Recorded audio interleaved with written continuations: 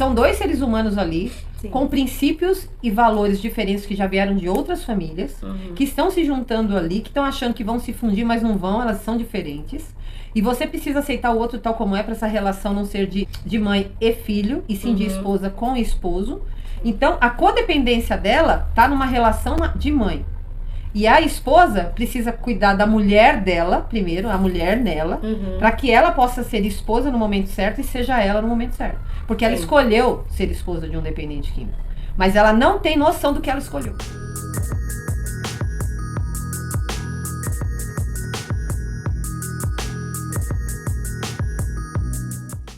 Seja bem-vinda a essa série Decodificando as Armadilhas da Mente. Eu sou Dani Barros. Eu sou a Aline Matias. E nós estamos aqui para falar sobre os relacionamentos de esposa e um dependente. Seja alcoolista, seja dependente químico, seja o que for. E se você também é dependente emocional, você vai se identificar com aquilo que a gente vai estar conversando aqui, tá bom? E aí, Aline, o que a gente pode bater papo hoje? Qual que é o improviso? Bom, vou falar como espectadora que sou do seu conteúdo. E, a princípio, eu não sou esposa de adicto, né? Mas eu sou uma dependente emocional, né? E dentro de tudo isso, hoje eu me descobri uma pessoa extremamente ansiosa e tenho tido crises de ansiedade, de pânico. Por isso eu me identifico tanto com esse conteúdo, porque eu percebo que muitas vezes alguns gatilhos, eles acontecem devido a alguns outros problemas, né? Então, ele aflorece dessa forma. Então, a minha dúvida é como tratar essa ansiedade. Porque eu já ouvi você falando nos conteúdos que a ansiedade, ela é só seria um sintoma. Ele não é a causa, ele é a consequência. Ele é só um efeito de uma causa. E como tantas mulheres também que talvez têm gerado essa ansiedade para um marido que é adicto, ou um relacionamento abusivo, eu não sei como fazer pra gente tratar esse problema, porque é algo que eu sofro muito hoje, né? Você me ajudou muito, tenho passado com médico, mas fazendo terapia praticamente com você, e você tem me ajudado a tratar isso, mas como identificar isso de uma forma que nos traga a paz que a gente normalmente não tem nesses dias, Bom, né? primeira coisa que, separando a ansiedade normal de algum diagnóstico, alguma síndrome, algo que tenha por trás, né? Um distúrbio, um transtorno, uma síndrome, seja qual for. Então, a ansiedade natural, ela é controlável. Ansiedade de ir para uma festa, ansiedade. Então, nós estamos falando de algo que é natural ou nós estamos falando de algo que é descontrolado? Sim. Você não tem o controle sobre isso, certo? Não. Então, isso é um desequilíbrio hormonal, neurotransmissores aí, dopamina, serotonina, tá tudo em baixa, tá tudo desregulado, que altera tudo. A ansiedade e a adrenalina extrema, né? Então, a gente precisa entender. Você provavelmente procurou um médico. Sim. E é só ansiedade? A princípio, né? Sim, é uma ansiedade com picos de pânico, né? E aí eu até demorei, você já tinha me orientado, né? Buscar um psiquiatra, neuropsicólogo. Então agora com a medicação eu sinto um controle maior, mas ainda tenho tido sim as crises. Continuo tendo as crises ainda, mesmo com a medicação, apesar de ser uma medicação ainda há pouco tempo, né? Que eu esteja tomando. Então, síndrome do pânico é uma síndrome, ou seja, ela é uma suposta possibilidade de algo que tem por trás. Então, síndrome é tratado, transtorno é genético. Distúrbio é algo que parece que a doença tá ali, mas não é. Por exemplo, distúrbio do sono. Tem uma ausência de alguma coisa. Distúrbio... hormonal, no caso, ou físico mesmo? Por exemplo, o que é o sono? Tem a ver com o GABA, certo? Se o distúrbio do sono é dormir demais ou falta de sono, tem que investigar. Eu não sou psiquiatra, mas pelo que eu verifico, tem algo para investigar. Então, o que seria especificamente? Eu não me contento só com uma palavra do médico. Não que eu não acredite no médico, mas é que o médico atende milhões de pessoas. E essa pessoa que você está indo, e tá tudo bem. Sim. Eu não sou a pessoa que você iria passar para eu diagnosticar. Mas o neuropsicólogo vai analisar se é só a ansiedade, se é só a síndrome do pânico, se não tem algo por trás, se não é um TDAH, se não é uma dislexia, se não é algo que está com a ansiedade exacerbada que está fora da regulação, que precisa de uma medicação correta para esse transtorno que tem nome, para que você seja diagnosticado. Se não é transtorno, é a síndrome do pânico, ela tem que passar, porque síndrome não é transtorno definitivo. Entendi. É algo que está ali desregulado, tem que regular isso. Síndrome de burnout, a pessoa trabalha demais, tem esse excesso, isso não é para a vida inteira, isso tem que ser diagnosticado e cessar ali. Porque não é genético, é tratável, entendeu? Então, como é que trata isso? Se eu, por um acaso, como não sou psiquiatra, psicólogo, estiver falando algo que não bate, investigue na internet e vai tirar essa dúvida com... Qual é a minha função com você, esposa? Não é ser a sua psiquiatra. Eu sou uma coach, eu treino as mentes, eu sou fui esposa de dependente por 18 anos, eu tenho habilidade para falar para você o que você deve tratar e o que você tem que ver em você e nele para vocês começarem a se entender. A minha mentoria ensina ela a se identificar, que você perguntou como identificar tudo isso, então faz parte, tá? Eu abro um looping, mas vai segurando aí os gatilhos para mim, os ganchos. Por quê? Se ela entender quem ela é, se você olhar para você tá com algumas questões emocionais que estão disparando essa ansiedade, teria que disparar a ansiedade natural. Não ao ponto de você acordar, como você já me contou, com taquicardia na madrugada, sendo que você não estava pensando nisso. Se tá acordando de repente, o teu corpo não está funcionando corretamente. Então, é por isso que tem que procurar. Então, eu falava, olha, você vai tratar, você tá com essa situação, vai procurar esse ou esse, porque eles vão te diagnosticar. E não aceite só isso ou só aquilo. Porque senão fica, é superficial, é só uma ansiedade, não é nada, vai ver que não é bem assim. E aí, como é que fica isso? Entendeu? Isso aconteceu muito, né? Por exemplo, e aconteceu muito, assim, de eu estar passando com a minha psicóloga, e você sabe, e ela falou, não, vamos continuar tratando isso. Calma, é a sua situação no momento, né? Pós-parto e tudo mais. E eu lembro que você me orientou, procura um psiquiatra, um neuropsicólogo, né? Até pra identificar. E isso, acabei adiando. E quando eu tive uma crise muito forte, que eu fui pro hospital, eles me encaminharam urgente para o psiquiatra. Ou seja, que era algo que talvez eu poderia ter tratado antes, né? E realmente...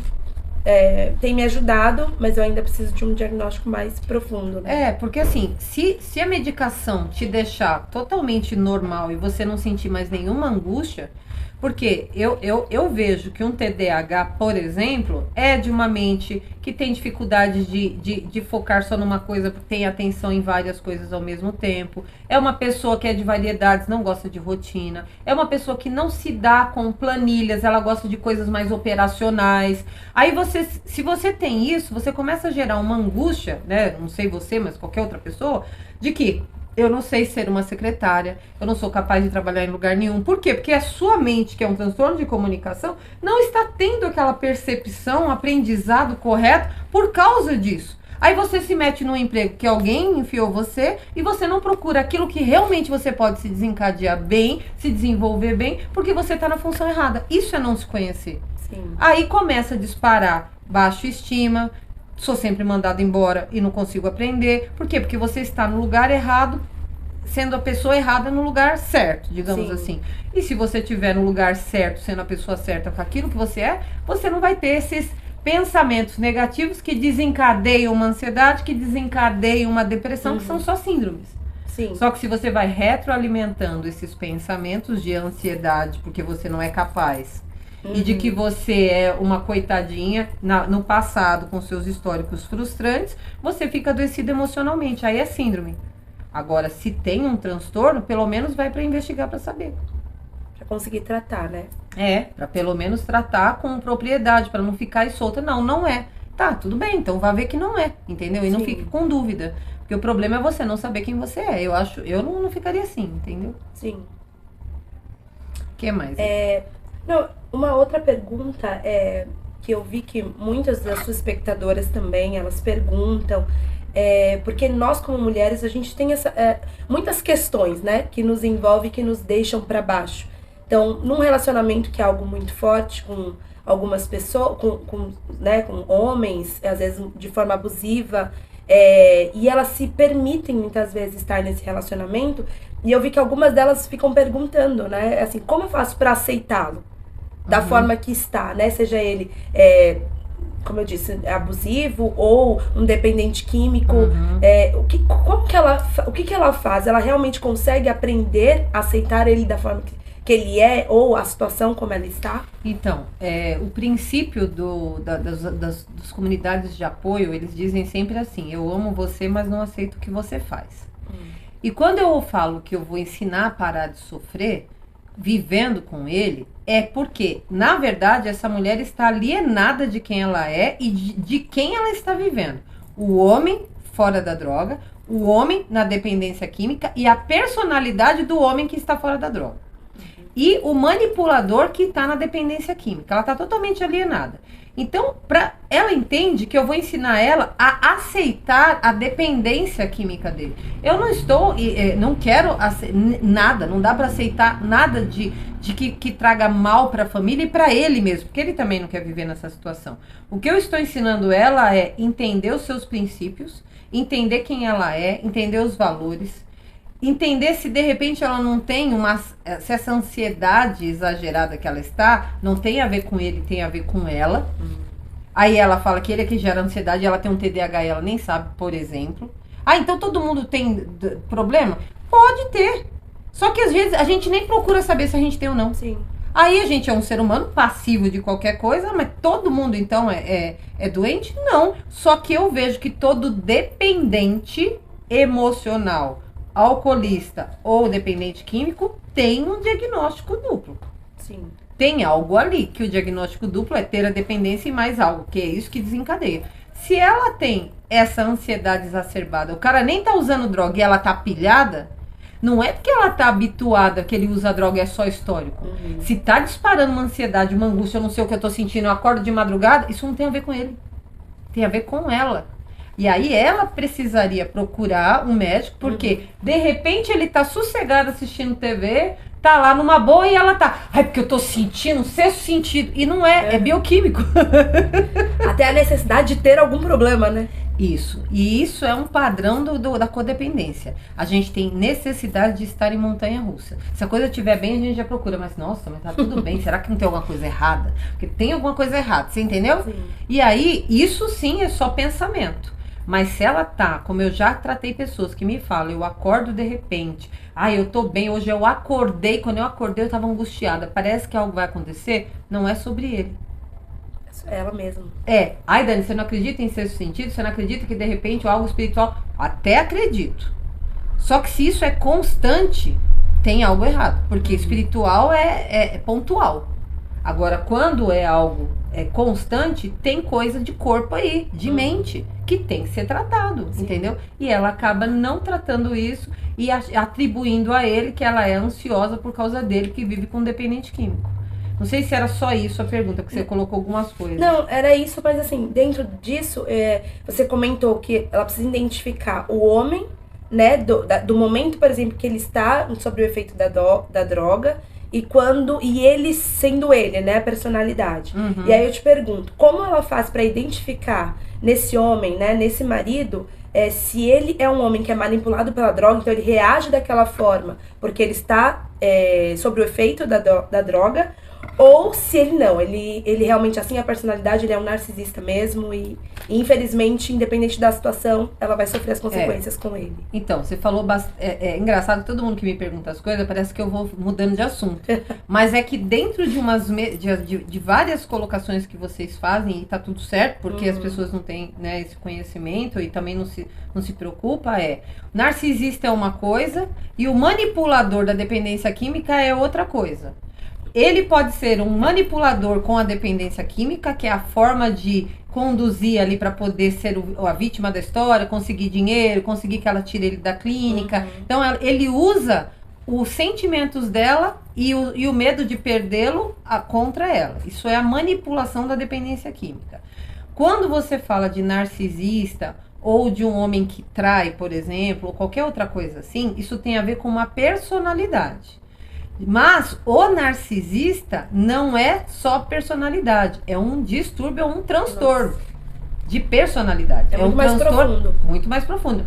O narcisista é um transtorno de personalidade. Ele é o psicopata do coração. Então tem o psicopata que mata, que a gente vê nos filmes, e tem esses psicopatas nível 2 e 3, assim, que eu falo que nem existe isso, essa coisa minha, né? Calma, psiquiatra, é coisa minha, tá? É só para explicar para as pessoas que são leigas como eu, tá? Então não me cancela, não. Então o que acontece? Essa questão emocional dela, e olhando para esse homem, ela não consegue enxergar quem é esse homem. Então, por exemplo, quantas que estão vivendo com um homem que tem alguma coisa estranha e ela nem sabe que é um sistema abusivo? Tem muitas, sim, entendeu? Por isso que eu vim para as redes, para poder falar, para ela despertar. Porque se ele é um narcisista, isso é um transtorno, uma doença da maldade, a psicopatia, é raro que esse homem vai mudar. O que é um psicopata? O psicopata é aquele cara que te conquista no início, você é a melhor mulher, ele faz você se sentir a pessoa mais maravilhosa do mundo, você acha que achou a sua alma gêmea, porque provavelmente, pela psicopatia dele, ele já te analisou nas redes sociais, porque isso é a psicopatia. Ele já vistoriou tudo de você, ele sabe o seu modo de falar e ele vem com as palavras que você quer ouvir. Entendeu? Sim. Então ele te conquista assim. Depois que ele te conquista, ele começa, mas você vai sair com essa roupa? Não é o ciumento, tá? É diferente. Mas você tá querendo na sua mãe por quê? Não foi sua mãe que falou? E ele fica com aquele... É um jogo de... Sabe? É um jogo manipulador por trás daquilo. Esse cara te transforma num nada, num morto. Tem um filme chamado Lua de Fel. Eu gosto muito de dar como exemplo de tipo... Não é bem um narcisista, é mais, na verdade, uma dependência emocional dela, né? Sim. Mas eu gosto de ver porque, assim, por causa da dependência emocional. E ele se tornou um cara que... Ela era linda, maravilhosa, se conheceram... Tinha um sexo daquele e tal, ela era bem mais nova que ele, depois chegou um determinado tempo que ele enjoou dela e começou a sair com mulheres.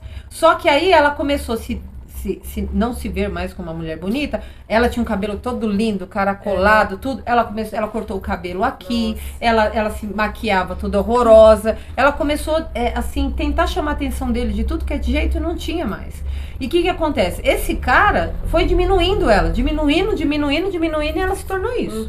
Enfim, é um filme super legal, dá uma super virada, é bem legal. Mas por que eu tô falando isso? Porque a mulher, ela vai tentando tirar tudo que ele quer. A garota leco. Então, ele quer que mude o cabelo, ela muda. Ele quer que tire a roupa, ela tira. Ele quer que ela faça isso. Daqui a pouco, ela é uma porcaria qualquer. E fazendo tudo aquilo para agradar ele. Só que aí, ele começa, porque você não se cuida. Porque você não sei o quê. E começa a humilhar. E ela não consegue entender como ganhar esse coração. Mas nada do que ela fizer para esse cara, que não é o dependente químico que nós estamos conversando, nós estamos falando de um caso que pode até ser um dependente químico, tá? Mas não necessariamente todo dependente químico é narcisista, né? E ela ficar presa nesse relacionamento e nunca vai ter solução. Porque esse é um tipo de personalidade muito adoecida. Ela teria que ser tratada, ele teria que ser tratado pelo que ele quer mesmo, né? Entrar num processo que eu nem sei como que se trata um nível desse de personalidade, de transtorno de personalidade, entendeu? Que é um distúrbio psíquico, é um transtorno psíquico, totalmente diferente de um transtorno de comunicação, como é a dislexia e o TDAH, sabe? Como um transtorno de humor, que é o bipolar, né? O borderline, que é até agressivo, né? Mas... não é desse nível, entendeu? É diferente.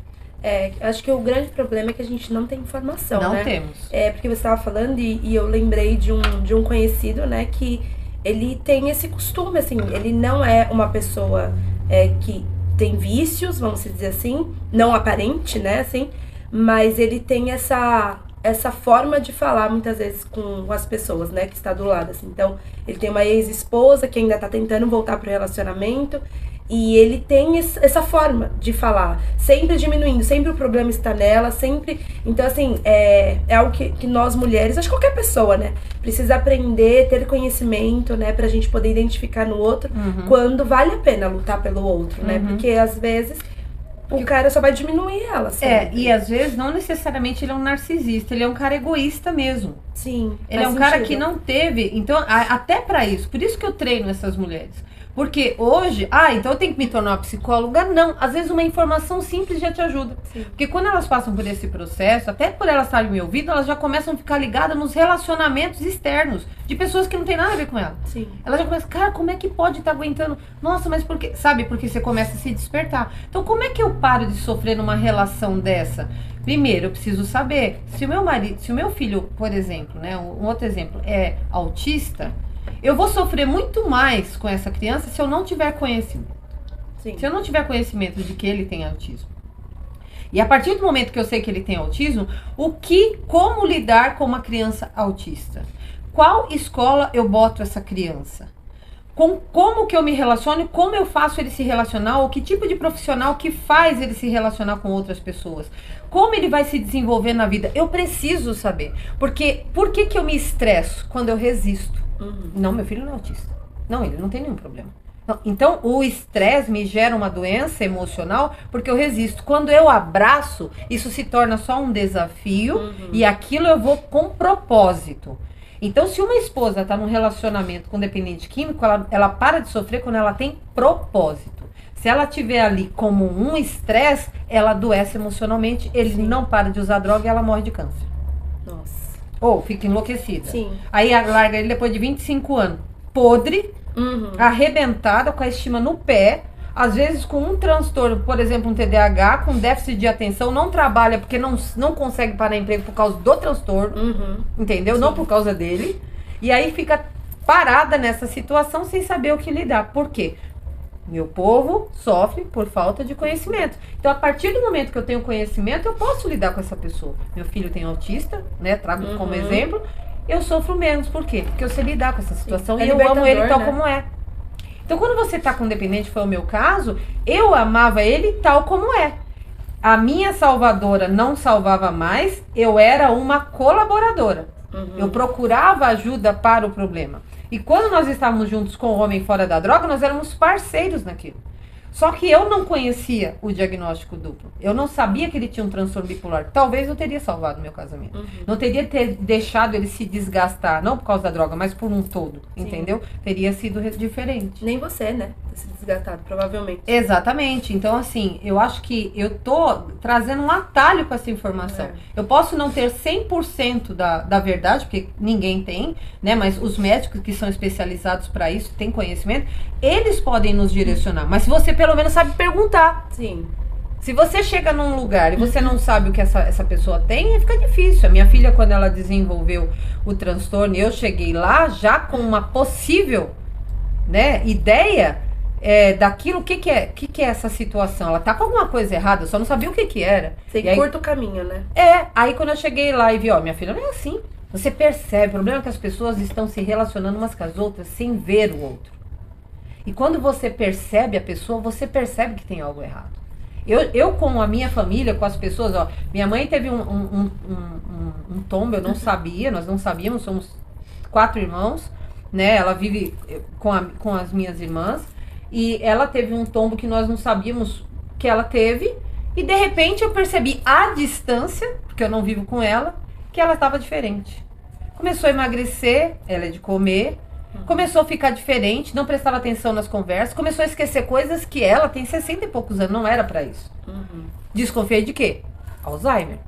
Sim. A gente não quer pensar, até porque é genético, né? E aí eu já me preocupei também. Mas eu falei, mas vamos levar pro médico, porque se for, eu preciso melhorar a qualidade de vida dela e a minha. Porque se é genética, a possibilidade é que eu possa ter também, certo? Tá. E aí, eu fui com ela no médico, chegamos lá, fizemos alguns exames, o médico falou, não, a vitamina D. Eu falei, senhor, não, minha mãe tá esquecendo aniversários que não esqueceria. Ela esqueceu quem foi a madrinha dela. Peraí, não é vitamina D. Não, mas vamos analisar e tal, não sei o quê. Eu cheguei em casa louca, eu falei, não, vou marcar outro médico, marquei um outro, neuro, levei ela e cheguei lá, ela falou, olha, vou pedir... Não, ele pediu o exame, aí eu levei pra ela. Aí ela falou assim, não, isso daqui tem um traumatismo, uma região importante da memória. Isso foi um tombo. Nossa, Eu falei, não foi? Tem sangue, mas não é AVC? Não. Eu perguntei, qual a diferença? Como é que você sabe? Imagina. Ela falou, doutora, a senhora me desculpa, mas só para eu entender, qual a diferença entre o AVC e a pancada? Ela falou, aqui pra gente que é neuro, é diferente o formato. Quando é só um sangramento de AVC e quando é uma pancada. O sangue é diferente. Aqui tá o desenho pra nós. Eu vi lá o desenho, não entendi nada. Mas ela mostrou isso pra mim. Ela falou, então, foi isso. Quando foi, não percebeu, deve ter sido muito grande e tal. É irreversível, mas não é crescente.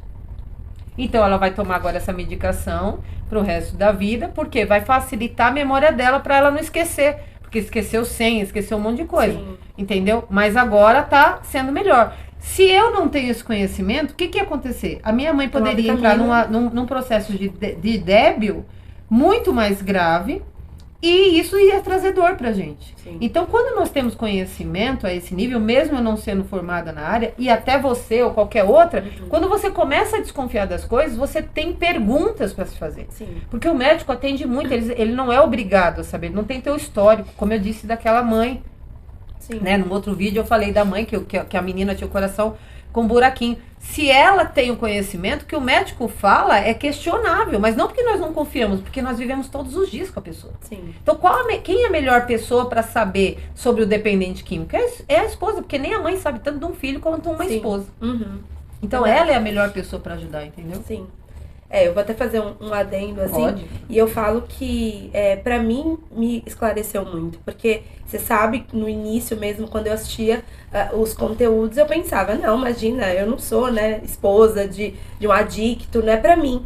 E aí, nos primeiros vídeos, eu comecei a olhar e falar, nossa, essa sou eu.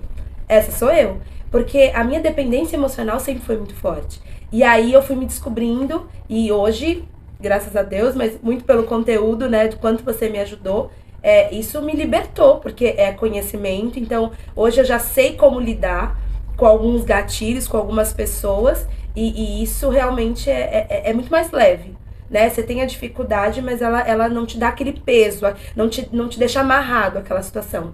Então, realmente, para todos nós, né? Isso é muito bom, o conhecimento. E aí, o que acontece? O que nós, sem conhecimento, fazemos? Cada um na sua fé. Você começa a jogar para um poder superior a resposta de algumas coisas. Sim. Aí a resposta não vem, você fica, não, porque tem propósito nisso. A questão não é o propósito, a questão é a informação. A informação tá aí, a gente não se conhece, então saber quem a gente faz toda a diferença na nossa vida. Para aquilo que nós vamos desenvolver como profissional, para aquilo que nós vamos... Até o nosso relacionamento com Deus ou com o poder superior, com o universo, seja lá com o que você tiver, muda. Porque você já sabe quem você é. Você tá num autoconhecimento, não daquele, é porque a minha criança interior. Eu também trabalho com a criança interior. Só que a nossa criança interior, que é o quê? É você ter a sua história de vida, a sua frustração. Tem horas que a gente se comporta, o adulto aqui tá se comportando com as memórias dessa criança. Sim. E fica com um comportamento, sabe, batendo naquilo. E aí jogando para Deus ou para um poder superior de... ele vai curar o meu marido, que era o que eu pensava também. Só que quando eu entendi, como o conhecimento liberta, se a dependência é um comportamento aprendido e é um registro de memória com rompimento, né, do sistema de recompensa ali, por causa da dopamina que é liberado, ou por causa de todas as inas que são liberadas ali com o uso da droga. Se a droga sai do corpo com 60 dias no máximo, aonde que está essa doença? Não tem doença para ser curado. Existe uma informação. É um registro de memória. Você entendeu? Então, não tem como essa pessoa ser curada por um poder superior se ela tem uma vontade. Senhor, eu estou com 230 quilos, me faça emagrecer. Dá para ele chegar e pedir isso? Não dá. E a dependência é a mesma. Porque tem transtorno por trás também do obeso. Sim. Ele não é só obeso porque ele viciou na comida. Ele anestesia com a comida. Sim. Então tem que tratar o transtorno dele por trás disso. Eu sou coach de emagrecimento também, a minha linha é essa. Trabalhar a identidade para descobrir qual é o transtorno que faz ela comer. E depois qualquer protocolo é resolvido. Porque tá resolvida a identidade da pessoa, tá resolvido... Vai ser simples. E como que a gente faz, por exemplo, para tirar essa pessoa dessa inércia? Desse anestésico? Por exemplo, a esposa de um dependente químico que no momento que ele recai, ela paralisa. Ela já não sabe o que fazer. Ou até mesmo essa pessoa que come e às vezes dentro de um diagnóstico, por exemplo, ela tem um problema de identidade, precisa ser tratado. E aí na hora de agir, ela padece. Ela não consegue, nem padece, né? Mas ela fica imobilizada, ela não sabe o que fazer. Como tirar essa pessoa dessa inércia? Bom, primeiro manda meu vídeo pra ela que ela vai ficar esperta. Se eu não resolver o problema dela, pelo menos eu desperto alguma coisa pra ela procurar, né? Mas ela estiver agora assistindo. Mas ela paralisada, ela tá paralisada por causa dos valores dela. Das crenças dela. Isso tem a ver com a identidade. Com a identidade. Porque é um comportamento tipo assim, não quero briga. Ele começa a gritar, meus pais gritavam. Já me paralisa. Porque ele tá gritando igual. E eu provavelmente procurei alguém que grita porque eu já aprendi a viver com alguém que grita também. Às vezes tem isso, tá? Às vezes não, mas às vezes tem. Então tá, ele começa a gritar, eu já me paraliso. Por quê? Era assim que eu fazia com os meus pais quando eles faziam comigo. Não, Dani, meus pais não gritam comigo. Por que eu paraliso? Porque eu não gosto de briga. Porque eu tô com medo. Porque eu não quero que ele vá embora. Porque se eu falar alguma coisa, ele vai usar droga. Entendeu? Sim. Então, se você tá com um dependente químico, você tem que entender que você tá numa roleta russa. O que é isso? É assim, ele pode ficar como ele pode ir. Ele não vai embora, porque se fosse, ele já teria ido. Ele tá com você porque você suporta essa situação. E acaba humilhando a mulher por causa disso. Mas se ele tá nessa situação, ele não vai embora, mas ele vai usar droga. Até ele tratar o transtorno. Tá. Mas essa mulher agora, qual que é o primeiro passo que ela dá? Então ela quer tratá-lo, ela quer ajudá-lo, ela quer tirar da droga. Ela não vai conseguir. Então o primeiro passo é ela pensar nela. Porque é o seguinte, quando você tá, por exemplo, um lutador de boxe, ele não entra naquele ringue pra lutar com o cara sem ele ter treinado antes. Sim. Então ele aprende a socar, ele aprende a se proteger, ele corre pra poder, ele ter velocidade, ele tem toda uma preparação física pra aquilo. Ele não entra num ringue. Sim. Se você vai entrar num ringue, que é essa escolha de uma esposa de dependente, ela precisa ser treinada. Sim. Pra ela se preparar com aquilo. Por quê? Pra você continuar numa vida dessa, você tem que blindar emocionalmente. Porque se por um acaso não der certo, você sai ilesa. Eu não tomo remédio. Eu não tenho raiva do meu ex-marido. Eu tenho muito carinho por ele. Ele é o pai da minha filha. Ele é um ótimo profissional. Hoje ele tá casado bem. Tá bem também de vida. Eu não desejo que ele faça isso ou que aconteça aquilo. Nada disso. Por quê? E vocês que me conhecem sabem que isso é verdadeiro, né? Então, eu quero que ele fique bem. Quantas que separam? Ah, porque ele traiu. Ah, porque não sei o quê. Ah, porque ele acabou com a minha vida. Ah, não tem acabou com a minha vida. Quem escolheu estar nessa relação? Sim. Entendeu? Então, por exemplo, tem mulheres que já me falaram, ai, porque ele me traiu e ele tá me traindo, eu sei que ele tá com outra mulher e não sei das quantas, e é a droga. Não. Falo agora ou depois, né? Você conta ou eu conto? Não é sobre a droga, é sobre o comportamento do homem fora da droga. E ele, por ter esse vício com mulheres, com certeza tem algo aí por trás. E se não tem um transtorno, tem uma dependência desenvolvida, né? Digamos assim, se fosse, não tem, porque eu ainda não acredito. Né? Porque olha, onde eu olho hoje, até os melhores psiquiatras e psicólogos até dizem, eu tenho uma não sei o que, eu tenho não sei o que. Então acho que todo mundo, até eu andei procurando o que eu tenho, entendeu? A Zenaide tem todos, mas eu fiquei procurando também qual que seria, né, alguns casos. Então é assim, o que tá acontecendo com esse homem, o que tá acontecendo com essa mulher, o que eles têm que tá disparando, né, para esse comportamento. Eles têm que olhar para isso, e às vezes não olham. Eu acho que é uma situação difícil porque, assim, eu vou dizer como uma pessoa que tem crise de ansiedade, por exemplo, e bem provável que essas mulheres tenham algum tipo de patologia nesse sentido. Patologia, tá certo? Mas a gente quer resolver o mundo em um dia. Eu acho que o mais difícil é conseguir organizar esses pensamentos ou essa ação a ponto de pensar em si primeiro, porque eu acho que a gente sempre vai achar que o problema está no outro, né? Então, nesse caso, o marido por usar droga que é o problema de... Né? Assim, ela identifica que todo o problema tá nisso.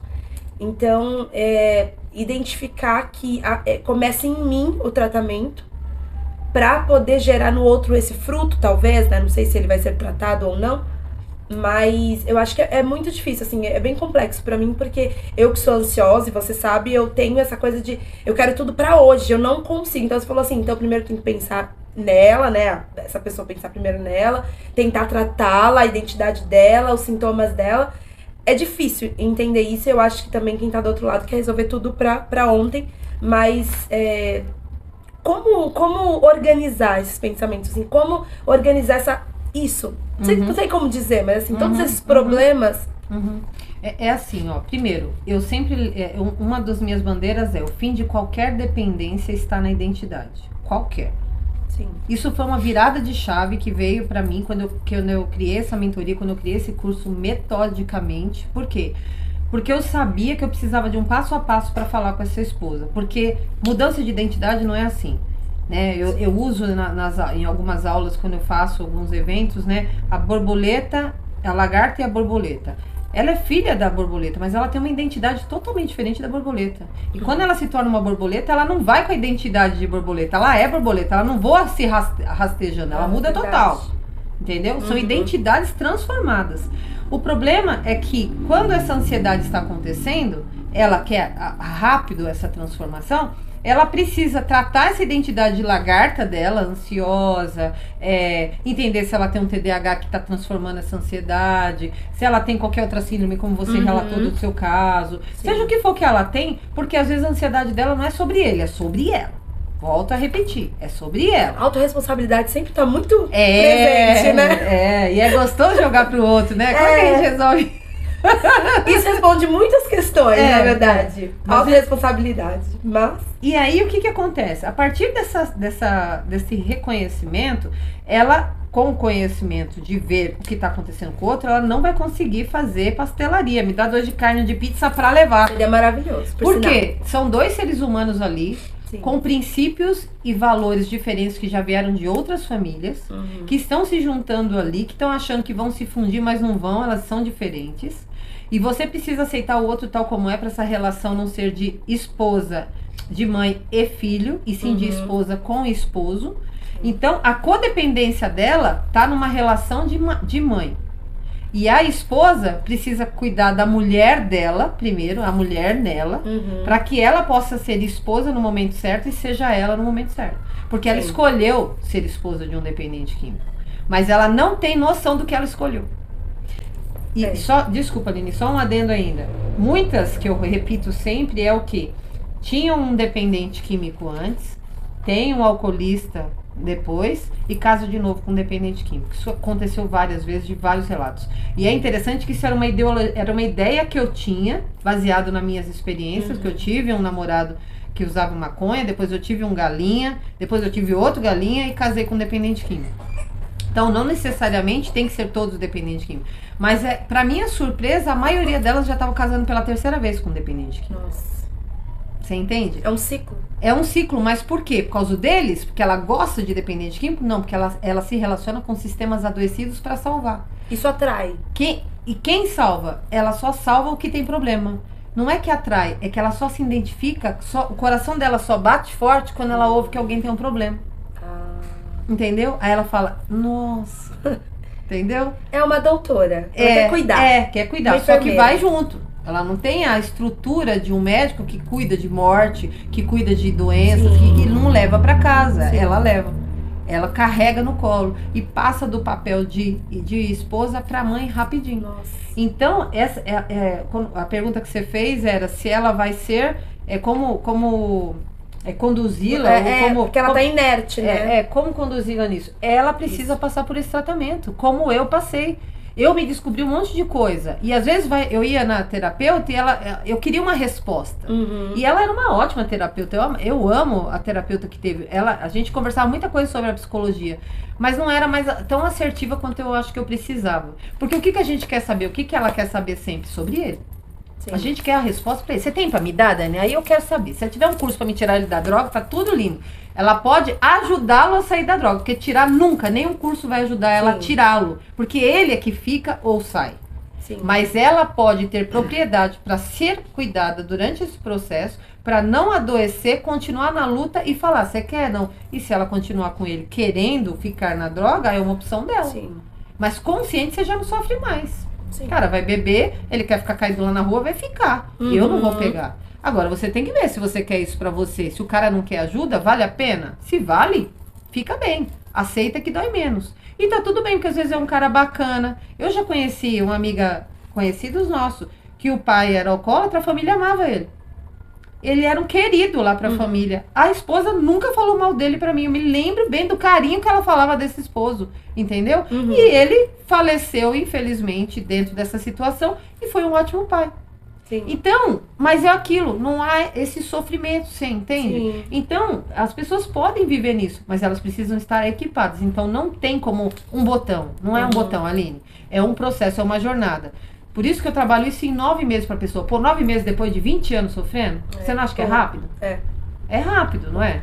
Então é um tratamento que é necessário. A minha pergunta até ia dentro disso, mas você até já respondeu um pouco, acho que mais falar bem direcionado. O que dizer para essas mulheres que criaram uma expectativa tão boa e tão grande por exemplo, desse relacionamento? Então, essa pessoa mesmo que já casou 3 vezes, de certa forma, ela, quando inicia um relacionamento, ela cria uma expectativa, distorcida, talvez. Mas muitas mulheres, elas pensam, quando eu for morar com ele, eu vou controlar isso, e aí ele não vai sair tanto pra beber, talvez. Ou quando eu estiver com ele, eu vou conseguir controlar melhor pra ele não sair pra usar droga, por exemplo. O que dizer pra essas mulheres? Eu sei que você já falou um pouco sobre isso, mas como equipar elas para esse início de relacionamento? Por exemplo, a mulher que já se relacionou 3 vezes com homens. Bom, primeiro ela tem que se curar para ela não entrar nesse relacionamento de novo, se ela não quiser passar pela mesma coisa. Sim. Se ela gosta do dependente químico e dessas fugas dele, aí é uma questão de psicopatia dela que a gente tem que respeitar também, porque tem gente que gosta. Sim. Tá? Mas se você não quer sofrer e quer amar alguém sem esse adoecimento, então você vai precisar, que nem você falou no início, como é que era? De aprender a aceitá-lo? Não. De identificar, você lembra estar manipulado pelas drogas? Não, é do início dessa pergunta. Ah, tá, da expectativa. De ela cria uma expectativa, exato. Você tá criando uma expectativa com esse relacionamento, porque você se relaciona com o que ele faz você sentir. Você se relaciona com a imagem que você criou dele. Não especificamente com quem ele verdadeiramente é. Então você monta um Frankenstein na sua cabeça lá do passado, aí ele tem essa parte, e você gosta disso. Olha, por exemplo, eu conheci uma moça que ela falou assim, olha o caso, ele é muito bonzinho, a gente trabalha junto, a gente é chacareiro, e a gente trabalha junto e tal, e às vezes quem bebe nele é um espírito. Nossa. Mas quando ele tá com esse espírito, você precisa ver como que ele me trata. E nós temos uma relação sexual fora de série. Olha o grau de relacionamento. Não tenho nada contra isso, nem contra a espiritualidade, nem contra o espiritismo, eu só estou fazendo uma comparação. Que mesmo nessa condição que a pessoa está com uma questão ali, ela se relaciona com esse homem por causa desse momento quando ele está bebendo. Ele traz prazer. Então, qual é o ganho secundário que você tem nessa relação? Às vezes você está tendo um ganho secundário. Ele me trata tão bem, te trata tão bem para poder usar droga. Te trata tão bem para poder te trair. Te trata tão bem. E aí você quer isso. E tudo bem, se você quer.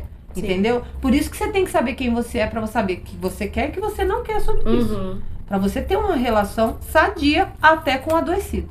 Nossa, faz muito sentido. E aí, só pra gente finalizar aqui, Dani, que mensagem você poderia dar extra, além de toda essa aula?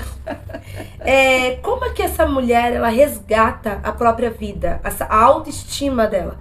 Como que ela faz pra se resgatar? Olha, parece até redundante o que eu vou falar. E tudo cai na mesma coisa. Porque você só resgata aquilo que você conhece. Você só resgata e traz de volta aquele que você é. Quem você é? Difícil. De quem é que ela quer resgatar se ela nem sabe quem ela é? Você entende? Sim. Então, assim, o primeiro passo é tirar ela da alienação. E o segundo passo é saber quem ela é. E o terceiro passo, eu ensino ela a proteger essas emoções para, a partir de conhecimento que ela vai ter sobre a dependência, porque é uma única, a dela e a dele. Por isso que é possível ela ajudá-lo, porque a dela é igual a dele. Sim. Entendeu? Só que ela vai precisar de um processo de treino antes de entrar nesse ringue. É isso, então tem que se conhecer. Tem que se conhecer e se posicionar a seu próprio favor para depois ir salvar o outro. Máscara em si primeiro para depois ajudar ele. Entendeu? Sim, total. Respondido então? Muito. Então tá bom, querida. Fica por aqui então mais esse episódio e vocês veem a gente de novo nesse próximo vídeo, tá bom? Porque Fênix anda com Fênix.